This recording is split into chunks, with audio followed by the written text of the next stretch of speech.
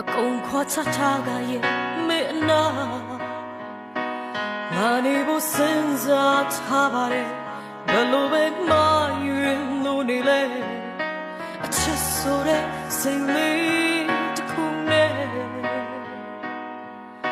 ဇမိုက်ချင်နေ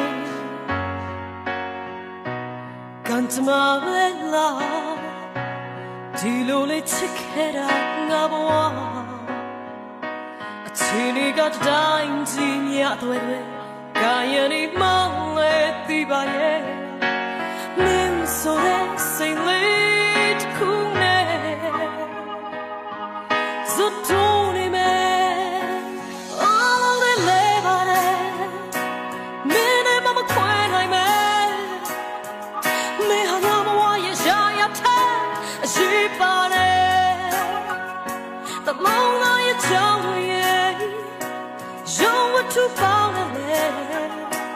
ဘယ်တံမိုးကြီးလို့ရမှာလဲဒီရှင်တဲ့မင်းမပဲချစ်သူရဲ့မိတော့တွေ့တယ်